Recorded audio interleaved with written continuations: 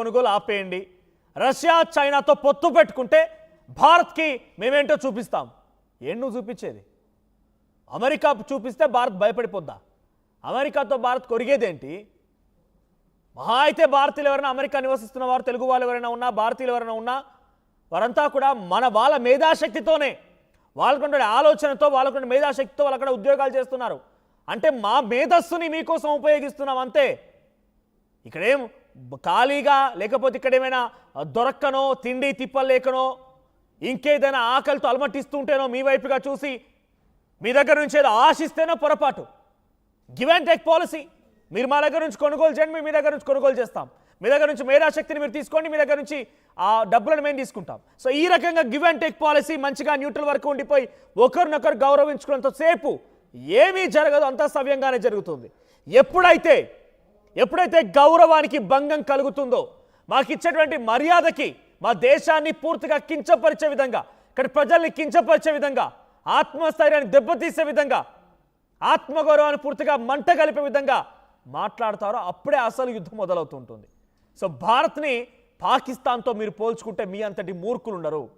భారత్ని ఉక్రెయిన్తో పోల్చుకుంటే మీ అంతటి మూర్ఖులు ఉండరు. వాడేదో ఉక్రెయిన్ గాడు, వాడు రష్యాతో దాడి చేసి, రష్యాతో యుద్ధం చేసి, వాడికి చేతగాక ఉన్నదంతా అమ్ముకొని దిక్కుతోచని పరిస్థితిలో ఏదో ఒక సహాయం కావాలి కాబట్టి వాడి దగ్గర ఆస్తులు మొత్తాన్ని తీసుకొచ్చి మీ దగ్గర తనఖా పెట్టి డబ్బులు తీసుకెళ్తే వాడు మీ దగ్గరకు వచ్చి మోకరిల్లారంటే సరే మీరు వాడి పెత్తనం సాధిస్తున్నారు, ఉక్రెయిన్ పైన మీరు ఆధిపత్యాన్ని కొనసాగిస్తారు, మీ ఇష్టం అది. పాకిస్తాన్ మన భారత్తో యుద్ధం చేసే సమయంలో తోక ముడుచుకొని కూర్చుని పోయింది. చేతగాని చవటల్లాగా, దద్దమ్మల్లాగా, నీచ్ కమిన్ కుత్తేగాళ్ళు, ఈ ఫాల్తుగాళ్ళు యుద్ధంలో ఓడిపోతుంటే మా దగ్గర మోకరిల్లిపోయి మమ్మల్ని వదిలేయండి అయ్యా అని చెప్తే వదిలిపెడితే అమెరికా దగ్గర వెళ్ళిపోయి అమెరికా సహాయం తీసుకొని మళ్ళీ భారత్ ఏదో చేయాలని చెప్పి కుట్రలు పడుతున్నటువంటి పాకిస్తాన్కి భారత్కి పోలిక ఇదా? మీరు పోల్చుకునే పోలిక? భారత్ని మరీ దిగజార్చి ఎప్పటికైనా మా దగ్గరికి వస్తుంది, మా కింద వంగిపోవాల్సిందే, మాకు లొంగిపోవాల్సిందే, ఇటువంటి వ్యాఖ్యలు చేస్తే ఎట్టి పరిస్థితుల్లో భారత్ సహించదు.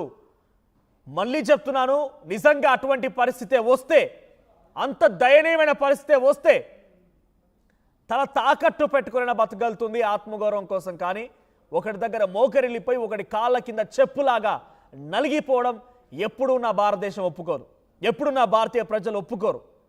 అటువంటి సిచ్యువేషనే రాదు. ఏంటి భారతదేశంలో మొత్తం ప్రపంచ దేశాల్లో భారతదేశం ఒకటే ఉంది, అమెరికా రెండే కాదు కదా. అమెరికా కాకపోతే వేరే కంట్రీ, ఇంకేదైనా దేశం మీకు ఎక్స్పోర్ట్ చేసేటువంటి ఆ సామాగ్రిని వేరే దేశాలకు ఎక్స్పోర్ట్ చేస్తాం. అమెరికా జనాభా ఎంత, భారతదేశం జనాభా ఎంత? ప్రపంచ దేశాల్లోకెల్లా అత్యధిక జనాభా కలిగిన దేశం నా భారతదేశం. ఇండిజినియస్గా ఇక్కడటువంటి మేధో శక్తిని, మేధో సంపత్తిని ఉపయోగించి యుద్ధ సామాగ్రిని మొదలుపెట్టింది భారతదేశం.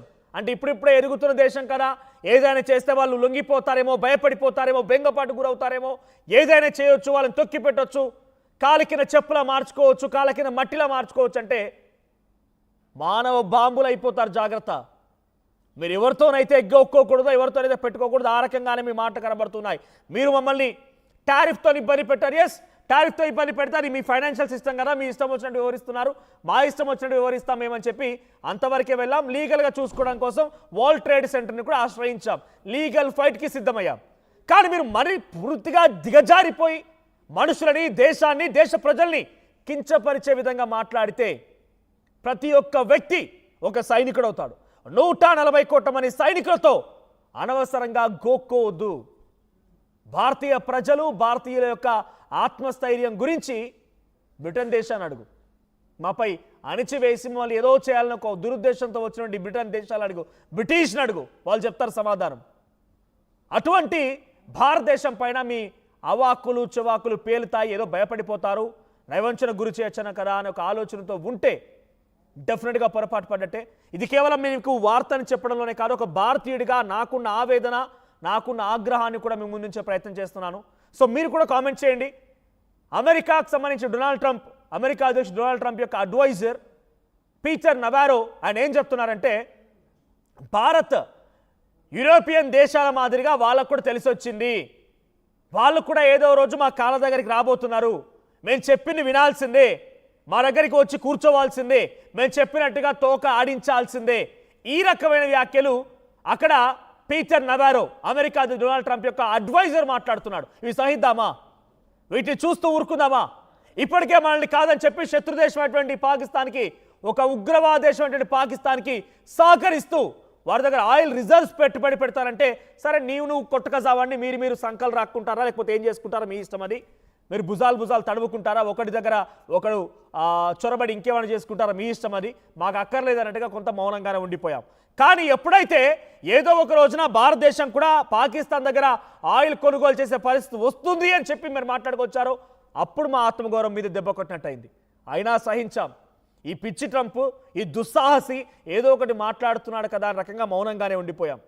ఆ తర్వాత కూడా పాకిస్తాన్ పైన ఇంకా ఆయుధ సామాగ్రి సమకూరుస్తా, పాకిస్తాన్కి అరిస్తా, పాకిస్తాన్కి ఇరిస్తా అని చెప్పేటువంటి మాటలు కూడా సహించాం, ఓపిక పట్టాం, ఓకున్నాం. వెరీ బ్యాడ్ ఇండియన్స్ అన్నప్పుడు కూడా,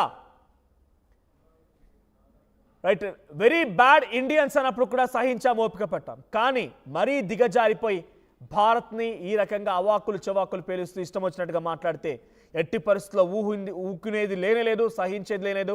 ఇన్నిసార్లు మన భారతీయ ప్రజల్ని రిప్రజెంట్ చేస్తూ భారత ప్రభుత్వం విదేశాంగ మంత్రిత్వ శాఖ నుంచి అటు రణ్ధీర్ జైస్వాల్ కానివ్వండి, ఆ తర్వాత విదేశాంగ శాఖకు సంబంధించిన సెక్రటరీ కానివ్వండి, ఎవరు మాట్లాడినా ఎన్ని కౌంటర్లు ఇచ్చినా కూడా మీ బుద్ధి మారడం లేదు, మీ యొక్క వక్రబుద్ధి మారడం లేదనంటే అమెరికా ఒకటే ఒక ఆలోచన చేస్తోంది.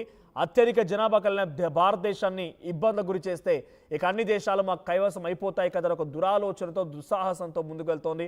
ఎట్టి పరిస్థితుల్లో భారత ప్రభుత్వం కానీ భారతీయులు దాన్ని ఒప్పుకోరు, ఎప్పటికప్పుడు ఖండిస్తూనే ఉంటారు. సో ఒకసారి భారత్ గురించి అవాకులు చవాకులు పేల్చే ముందు 1-4 సార్లు ఆలోచించుకోమని చెప్పి ఒక భారతీయ బిడ్డగా, భారతీయుడిగా డెఫినెట్గా అమెరికాను హెచ్చరించాల్సిన అవసరం అయితే ఉంది. ఒకసారి నవారో ఏం మాట్లాడారు మళ్ళీ చూద్దాం. Having to send more money to India, they have the high, I call them the Maharaja tariffs. The Indian government takes offense to that, but it's absolutely true. They have the highest tariffs of any major country in the world against the United States. We got to deal with that. And then this is, buying Russian oil. Steve, look, they never bought Russian oil before Russia invaded Ukraine, except for like little tiny drops of it, and then they go into this mode of profiteering with with Russian refiners coming onto India soil and profiteering. So taxpayers here wind up having to send more money over there. So a lot of things going on. The good news here is, like, look at all the things we've done. Great deal with the European Union, great deal with Japan, Korea, Philippines, Indonesia. All these countries are working very closely with us because, one, they realize that they've been taking too much advantage of us, and two,